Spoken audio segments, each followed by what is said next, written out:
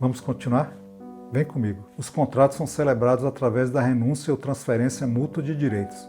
Um homem pode renunciar a um direito ou transferi-lo a outrem voluntariamente por meio da palavra ou por inferência de gestos ou sinais específicos. Vale frisar, no entanto, ao renunciar a um direito, aquele que o faz não dá ao outro homem nenhum direito do qual esse já não tenha por natureza. E ao transferir um direito para alguém, aquele que o faz não deve impedir aquele que recebe de usá-lo ou anular a transferência que a princípio foi voluntária, pois, segundo Hobbes, isso seria considerado uma injúria e um absurdo. A transferência mútua de direitos cria vínculos de obrigação entre os homens. Mas, diz Hobbes, quando se faz um pacto em que ninguém cumpre imediatamente sua parte e uns confiam nos outros na condição de simples natureza, ou que é uma condição de guerra de todos contra todos, a menor suspeita razoável torna nulo esse pacto. Mas se houver um poder comum situado acima dos contratantes, com direito e força suficiente para impor seu cumprimento, ele não é nulo, pois aquele que cumpre primeiro não tem qualquer garantia de que o outro também cumprirá depois, porque os vínculos das palavras são demasiado fracos para refrear a ambição, a avareza, a cólera e outras paixões dos homens. Isso se não houver medo de algum poder coercitivo, o qual, na condição de simples natureza, onde os homens são todos iguais e juízes do acerto dos seus próprios temores, é impossível ser suposto. Portanto, aquele que cumpre primeiro não faz mais do que entregar-se a seu inimigo, contrariamente ao direito, que jamais pode abandonar. Direito esse de defender sua vida e seus meios de vida. O estado de natureza obriga os homens a terem liberdade e direito sobre todas as coisas e até sobre os corpos uns dos outros. Tal situação é, ao mesmo tempo, a própria força geradora da guerra. Portanto, somente a renúncia e a transferência dos direitos a um poder soberano capaz de punir qualquer violação poderia cessar a condição de guerra e garantir que todos os homens cumprissem suas obrigações ao celebrarem pactos. Quer dizer, tem alguém mais poderoso acima que vai garantir esse pacto, né? O príncipe dessa nova ordem não seria o bem procurado, mas o mal de que se foge. A escolha desse poder soberano, por sua vez, dá-se-á por meio de um contrato social celebrado por todos ou pela maioria dos homens que irão voluntariamente renunciar e transferir seus direitos individuais a esse novo príncipe. Transferir os direitos ao soberano implica em abrir mão do direito e da liberdade natural de governar a si próprio em troca de ser governado e protegido pelo Leviatã, cujo poder há de ser grande o suficiente para não ser subjugado e ser capaz de garantir o respeito mútuo entre os homens, punindo adequadamente qualquer violação dos direitos e leis que foram determinadas por essa nova ordem. Implica também que os homens tornar-se-iam autores de toda e qualquer ação tomada pelo poder soberano. Feito isto, a multidão assim unida numa só pessoa se chama Estado, em latim civitas.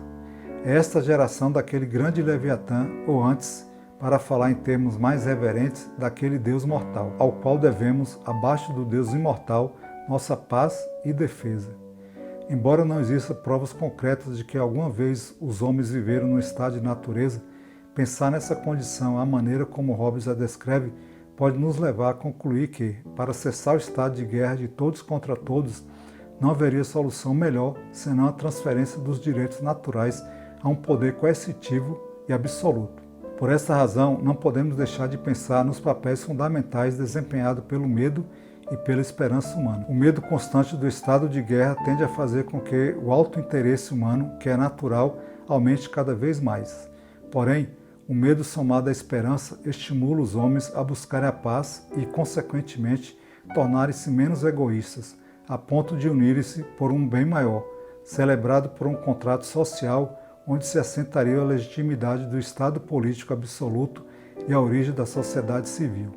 Do caos, Deus fez surgir a luz.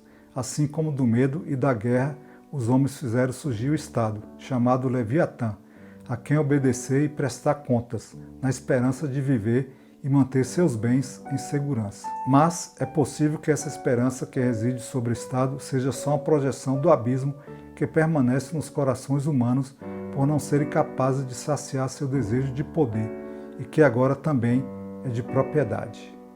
Nosso amigo Thomas Hobbes, hein? Muito bom também. E aí, pessoal, conseguimos ver nesse texto aqui, nessa parte final, conclusiva, né? Que os contratos são celebrados através da renúncia ou transferência mútua de direitos, né? Então eu abro mão e celebro um contrato. Só que esse contrato precisaria de alguém que desse força de cumprimento a ele, entendeu? Porque como é que os dois, se um deixasse de cumprir, quem ia ser por ele, né? Ia ser por ele, né? Então deveria ter um poder comum, um poder soberano, situado acima dos contratantes, acima daqueles que fizeram o contrato. E é claro que esse soberano, esse poder comum acima dos contratantes, deveria ter força suficiente, né? Ou até mesmo imprimir medo, né? Através da coerção, né? E aí vem o contrato social do Hobbes, né? Que é transferir os direitos ao soberano, que ele chamava de Leviatã, o Estado, né? Que implica em abrir mão do direito da liberdade natural. E nisso havia alguns papéis fundamentais, né? Que era o caso do medo e a esperança humana. Então havia o medo da morte violenta, principalmente, de perder suas propriedades, e a esperança de que o Estado, o grande Leviatã, o soberano, fosse dar conta de manter em ordem, manter os contratos sendo cumpridos, né? Esse medo da morte violenta era através da guerra, né? Que era um estado permanente no estado de natureza, né? E somava-se a isso uma esperança que estimulava o homem a buscar a paz. Quer dizer, a esperança de que o Estado consiga controlar a violência humana, né? A gente viu também que isso acabou sendo uma união por um bem maior, ou seja, a vida, principalmente, né? E os bens, as posses, né? E daí esse contrato social que legitimava o Estado político absoluto. E foi aí que teve a origem da sociedade civil, tudo isso na ótica e na análise e na inferência do nosso amigo Thomas Hobbes, né? E aí ele termina falando exatamente isso, né? Que na verdade é um grande abismo que existe nos corações humanos, né? Porque é uma incapacidade gigantesca de saciar seu desejo de poder. O homem é poder, quanto mais poder tem, mais poder quer, né? E aí associou-se a isso a questão da propriedade também, né? Então eu deixo para a reflexão de vocês aí esse texto do Thomas Hobbes. Espero que tenham gostado. Foi a nossa guerra de todos contra todos. Um texto que a gente achou bem interessante. Espero que vocês também tenham gostado. Se gostou, dê seu joinha, seu like. Divulgue o Pensar com Liberdade nas suas redes sociais, aí com seus amigos, com seus conhecidos. Eu agradeço muito. Valeu. Obrigado.